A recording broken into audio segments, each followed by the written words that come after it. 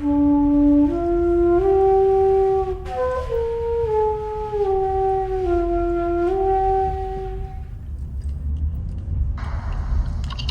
3, Section 4 in the 1987 Constitution provides, no law shall be passed abridging the freedom of speech, of expression, or of the press, or the right of the people peaceably to assemble and petition the government for redress of grievances. Mamugini ang haligi ug sukuranan nga gibasihan ni ining tulumanon. Straight to the point. Straight to the point. Tulumanon sa patas ug labas nga mga balita. Interviews, investigative reports, undanong nga mga diskusyon ug de prinsipyo nga mga komentaryo. Straight to the point. Straight to the point. Ug karon, aniya ang inyong anchorman. Non in impossimus aliquid adversus veritatem sed pro veritate. Huwag kita mahimo aron sa pagpagibatok sa kamaturan, kundi aron sa pagtapig sa kamaturan. Straight to the point. Subo ka Bisayan o Mindanao, may kalamay buntag, kumusta, welcome sa papanaguban sa atong tulumanon inyong tulumanon. Straight to the point. Mas kalagat sa kahanginan sa kasamang Rufil Fernandez Banyo, may pa magiguban kaninyo ning laing adlaw sa atong pagpakigpiso. Adlaw karon mahigala nga Huwebes o gapit sa 29 na buwan sa Septembre tuig 2022. Straight to the point. Sa gyapon na tagatag pagtagad ang mga issues nga may labot ang lungsod.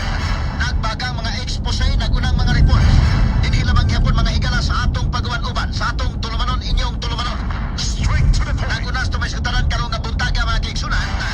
Mayor Ahong Chan mimandog nga curfew sa mga minor de edad sa Lapu-Lapu City. Istriktong ipatuman aron maminusan ang mga krimen nga naglambigit sa mga minor de edad. Straight to the point. Grabe din krimen may galang naglambigit sa mga minor de edad. In fact, mga sukit di kuminaw katong mga buta in town or katong buta. Gitulis mga higala. Upat ka tao ang nagtulis minor de edad ang duha inday kin. O gana nga dakpan na hinuuning tulo mga sukit di paminaw. Napay usang nga wapang madakte. Straight to the point. Ang tuloy inday kin, padayon pagipangita itong usa. No? Sa nagtulis may gala, gaway mga batasan ng mga tawanan. Buta pa na mga kaigalaan nga namaligya lamang. Ila pang gitulis mga suking tigpaminaw. Straight to the point. Nana ka mga way batasan ng mga tawanan. Karon matod pa Mayor Ahong Chan, imando na ang pagpahigayon sa curfew. Straight to the point. Samtang sa Pikas Bahin Uplan Ratsada ni Mayor Michael Rama ang gisugda na kagabon. Pinagis paghipos sa mga buot nga kung mga gubot nga mga wirings sa mga poste dinhi sa Dakbayan sa Subo. Straight to the point. Mga spaghetti wires, mga higalang ipaghipos na dinhi nga mga panahon na. Straight to the point. Isugda na mga suking tigpaminaw. Sa laing bahin kung siyos Dakbayan sa Subo nagtinguha nga klaruhon kung magkatarunganon ba ang pagmahal karon sa presyo sa soft drinks. Straight to the point. Sa kailangan ang nakaaghat o panganak sud sa police station sa may Mandawi City, gumikan kay wa na makapugong sa paggawa sa iyang masuso. Straight to the point. Magtiayon ni mga higala nga bago magtiayon. Unya sa diha mga higalang kadlawon dako inday ken ang bana may higala na ngay palabang sa ilang silingan nga police station. Kaya niya ang asawa kaanak ko na. Straight to the point. Og mahinungdan may higala nga gitabang ni sa mga pulis. Diya sa may Mandawi City mga suking tigpaminaw. Straight to the point. Nagaling pagtagad lubutagas tumanuban na sab sa atong tulumanon inyong tulumanon. Straight to the point. Samtang sa Pikas Bahin ato sa ipadayon to mga kagalaan tong mag-check kung sa ning agency ha indekin. Kung sa nga agency ning wa mo sweldos gwardiya. Hinungdan niya matod pa sa gwardiya. Umikan kay wa na sweldo kasamang kina aghat siya may gala pagpanulis. Gwardiya sa Pinamungahan District Hospital. Hospital kini nga gipanag-iya sa gobyerno. Kumusta man ang sweldo mga sukit tigpabinaw? Doon na may nakahungong nako nga mausad hasta gani ang mga medical personnel indekin. Usahay madili pa na sweldo. Straight to the point. Kung inana manggaling, ang agency mo ay mo sa pupo niya na. Kaya agency man mahigala mo ay doon na employer-employee relationship. O pero sa Pikas Bahin, di po na magpasabot mahigala nga kamo mga gwardiya din ha. O wa na yung sildo, manulis sa sagbo. Kaya dili masulbad ka ng problema kung maghimok mo o mas dako pa problema. Straight to the point. Ayaw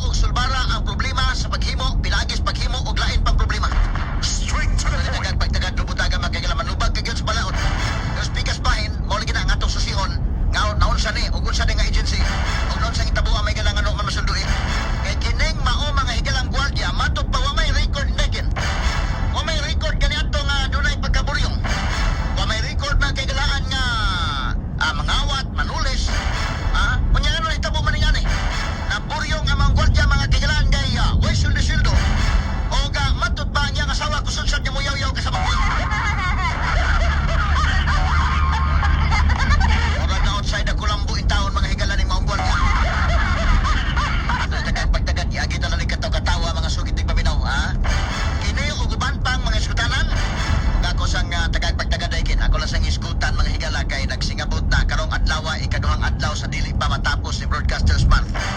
Niya mga higalay mga issues mga sukit tigpaminaw. May labot nining atong pagpanipya mga sukit tigpaminaw. Ato ning isgutan mga kaigalaan karong nga buntaga. Sa ato pagbanuban nining atong tulumanon inyong tulumanon. Straight to the Ay point. doon na pa sa mga nangutana nako indayken. Doon na sa mga nag-text nako nangutana mahigalan labot. Sa nahitabo mahigala sa atong kauban. Atol gyud sa Press Freedom Week. Straight to the Ang point. katagad pagtagad lubutaga mga kaigalaan sa banuban usab sa atong tulumanon inyong tulumanon. Straight to the point. Ini uguban pang mga isgutanan mahigala inyo mapati exclusive over DYHP RMN Cebu 612 sa dial sa inyong mga radyo o sa 93.9 IFM o baka igsunan 87 kadlaw na lang nga Pasko na. Baka number 1 sa Cebu. Wala nang iba. Atong atak na may na size 36 na tuban-uban karon sa atong tulumanon inyong tulumanon. Straight to the Ang point. pagtagat may tuduga mga isgutanan rubutaga mga higala. Now, daghan man mga kaigsunan ang nag-chat nako. Daghan ang nangutana diri sa cellphone, diri sa atong FB page, diri sa atong mga higalang personal nga mga daghan. Hasta gani may gilan ni Shil Carlos. Nga maoy atong kwan amigo nga manupihain apilo og pangutana. Shil may buntag na ba Shil? Nangutana sila ang atong mga listeners DYHP. Hasta mga kaigalaan to mga loyalista gyud. Ni kasamang Arnold Bustamante. Kay nakurat sila mga kaigalaan ni atong Milabayng Domingo. Og kinini ang Domingo, Lunes ana no. Akong gihimuan og statement mahigala katong uban aware. Ang uban wala ma-aware kayo og katong mga naa na minaw na sa radyo. Kinini ang nagapangutan na sila unsang hitabua. Na unsa di ay ang nahitabo ni kasamang Arnold Bustamante. Straight to the point. Yan ang buntag may galas Domingo, agi ko magkasakay na yun day. May buntag ato kang John Reyes Abidra. Atong kauban ka na ito may galas sa pamantalaang The Freeman. O karon na sa Philippine News Agency sa PNA. O ubay-ubay ito mga sakop sa kaubanans media sa nga nanawag na ko mga higala. Wagay ko kasakay na yan dahil kay nagtumo ko nga okay na tanan. Kung sa bang itabuha may higala pagtanaw na ko sa balita. Kay nabalita man ni mahigala sa media sa kauluhan. Lahi man ang nigawas mga suking tigpaminaw. Straight to the point. Nagkami ko din sa broadcast industry mga higala. Karong buwan na Broadcasters Month. Ako lang giningisgutan may galawa na ko palabyan eh. Kay karon mga kaigsunan Broadcasters Month kining buwan sa September. Unya kanang third week. Karon mga higala kung ika-fourth week mga nironday. Isaulog na to ang Press Freedom Week. Ang mga sakop sa prensa nagsaulog sa mga higala sa Press Freedom Week.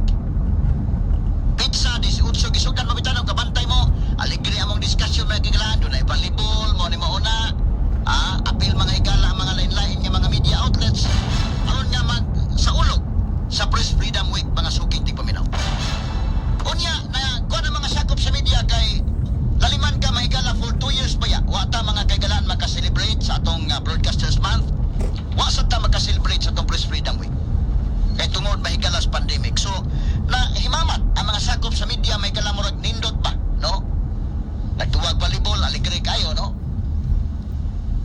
Taga Freeman, taga Sunstar, taga DYHP, dapoy taga DYSS, dapoy mahigalay. Ug daghan pa nga mga kwan. Hasta nga Cebu Daily News, murag ni-appeal po sila, mga online.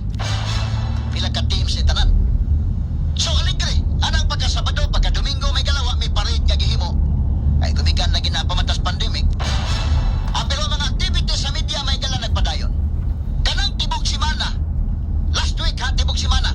Busy man may kayo mga higala ining month of September gyud kay Broadcasters Month man ni mga kaigalaan. O niya kinini ang nadili po sa ulog na to ang Press Freedom Week. Niya hasta po ang Law Week. So, dili mga ko na busy may daghan kay may mga higala mga activities sa media mga sukit di paminaw last week. Kaya pag-adlaw Lunes gyud. Ako ang ikuan ng chronology of events ha. Kami ko mga sakop sa media mga kaigalaan. Wala nihimo kong statement ani dili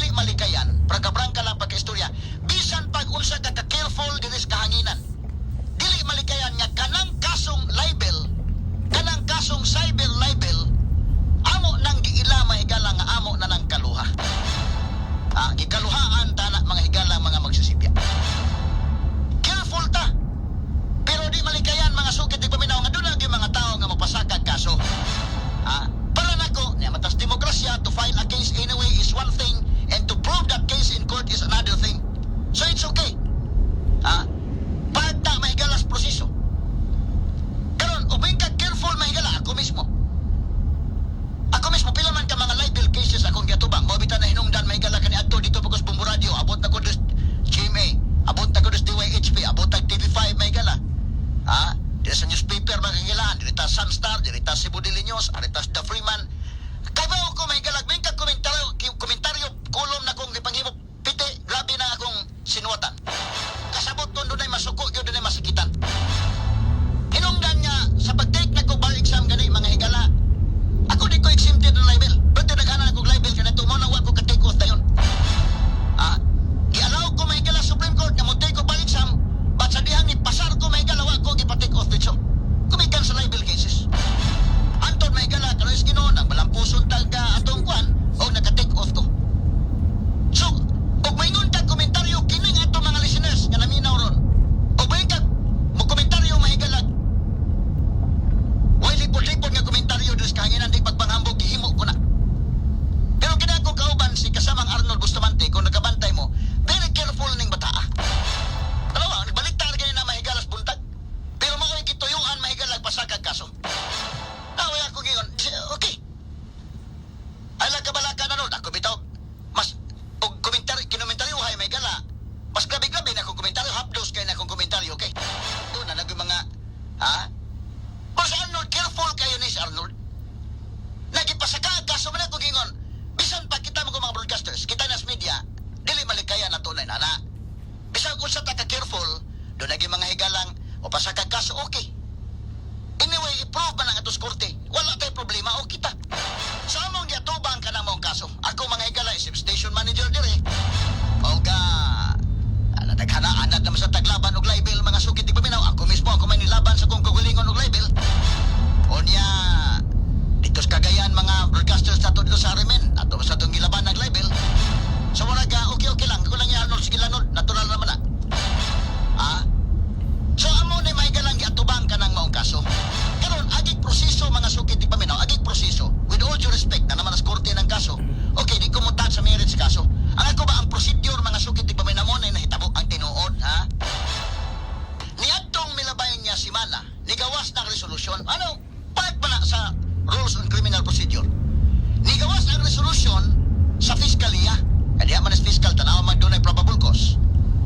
So, pag sa ulog na mo sa Press Freedom Week, niya ng Lunes, unang adlaw, nga unta mahigala na, unahon na ko nga, nagapataba nga, trabahoon, pero Press Freedom Week na ba, itong hatagan kining everyday mahigala nga, Press Freedom Week, naghantag mga invitation sa mga sukit di paminaw, niya ng mga forums, uguman pa, dagang mga forums, akong gibutang sa akong schedule.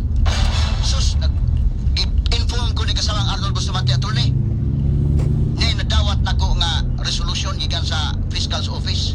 Nag-recommend nga i-file ang kaso sa korte. Straight to the point. Pagtanong ko. Sige Rod, atong basahon. Ako lang sang giam-aman sa Arnold. Sige lang, ano man ang procedure? So ang kaso may gala, kanang ko fiscal, nana siya may galay, isa mo mo evaluate sa kaso, whether kanang kaso ni mo, og tanaw, og angay ba ng ibasura na. Or angay i-file sa korte, i-file sa korte. So pagtanaw na ko ang resolution, doon ay recommendation i-file ang kasong cyber libel ngadto sa korte. Ako gina sa Lord, sige lang, ato ni ato bangon sa korte. Pagkaugma, hapit sa 19 na, ako klaro ko ng chronology of events para mahibaw ang tanan. Mo ni ang kamatuoran. Niyan ang Lunes, sa ulog tas Press Freedom Week, kanang Lunes ha, September 19 na, mo na pagdawat na higalang Arnold sa resolution gikan sa fiscal. Nag-recommend kay file ang kaso sa korte. Ako sang ginan, sige lang. Naghuna-huna ako nga ma-file og motion for reconsideration. Kaya ka na magod may galaan, dahil magod sa rules on criminal procedure, proseso man na. Pero sige lang, ato ginespitaran, no? Andun sa rules on criminal procedure, pag resolve sa fiscal na for filing, pwede man tama higala mo file og motion for reconsideration. Uro hindi ay. O ilang yung reconsider. Pilay, kada pamasin man lang ato. No? O niya, padalitan kung dili i-reconsider, pwede pa magumusakas Department of Justice. Magkabay ta na. Pero, depende po. Akong ginespitaran ang mga fiscal na to sa ilang gihimo sad, no? Ilang gihimo, ilang gi-file ang kaso sa korte. Okay lang. Okay, ilang man ang mahigalang discretion. So, niyan ang pizza 20, September 20, Martes. Kung maguni akong isa-isa ang chronology of events, mura ba ni siya mahigalang isang linggong pag-ibig? Chronology of events. Katawa may gala. Kung isa-isa ya, pizza 19 na dawat ang resolusyon. Pagka pizza 20, nato'y kaso diha may gala sa Kimonda, Regional Trial Court Branch 58. Nag-abot ni mahigala sa fiscal nga mo nag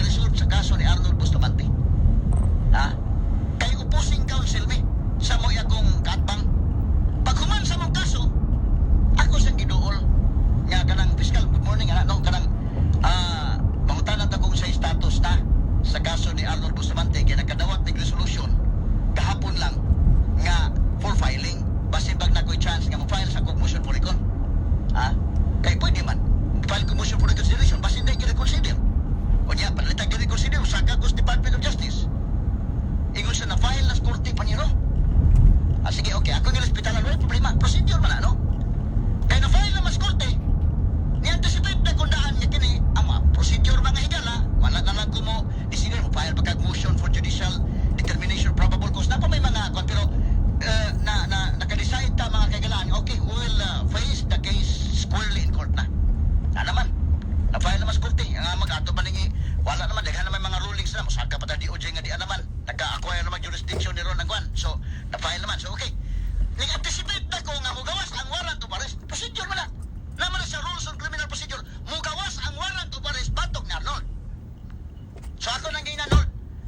Ang kaso, akong isusi dito sa, kwan, sa clerk of court. Tingon niya na, Regional Trial Court, Branch 11. Ah, sige, okay. So, nag-anticipate ako. Kasabot man ta sa proseso. Kunod, andam ng daan kay mupiansan lang ta. Inigawa sa warrant of arrest. Pagpapirmahan sa judge, mamunay ang procedure. Mupiansa ta. Unya, aron nga makakuha tag kagawasan while pending ang kaso. Naman ang procedure. So, akong ipapabala sa Lord, pag andam na lang daan, Lord, naman ang ebidensya na, ha? Ang pizza pagkuha sa barangay clearance. Kay mamunay certification, ang mamunay requirements. Barangay certification, ay pizza, kano saan na gikuha? My God. Na ay ebidensya, gikuha na ni Arnold. Pizza 21, 22 day. Kana, giandam na ko na, Lord, andama ang barangay certification, andama ang mapa, kinini ang sketch sa imong balay, nga na ay pirmas kapitan. Ang mga requirements, pag andam og magshots sa daan, Lord. Magshots. Kada bang magatubang ka ba, picturean ka, magatubang ka, niya takilid ka, kung swipe ko sa una na. Kaya tungkol na gusto mga kasong mga libel cases. Pa-picture na daan, Lord. Kana magatubang ka, picture. Niya mo takilid ka pinaw sa tuo, picture sad. Ato, kilid po ka, pawa, picture sad. Muna yung mag-shots, no? Andam na daan. Kabandam na ko daan. O kunya, niya ito makaban na nos DWHP. Kibaw na sloy. Sinday kintanan diri. Kibaw ming tanan diri. Mismos mang bibi bilino sa kun, ma'am. Andama na ang cash nga prakas ban. Kaya atong piyansahan si Arnold. So, mabibi gani yung mabibi day. Kaluoy po ni Arnold attorney, no? Ako na ilang kabala ka, ma'am, kaya sama. Man yung procedure. So, giandam na. O sa mga adlaw, giandam na. Mabibi bilino sa. Kinama magkaban na sa Aida Tampo sa kong ginanday. Okay guys, abot Ihatag na. na kwan.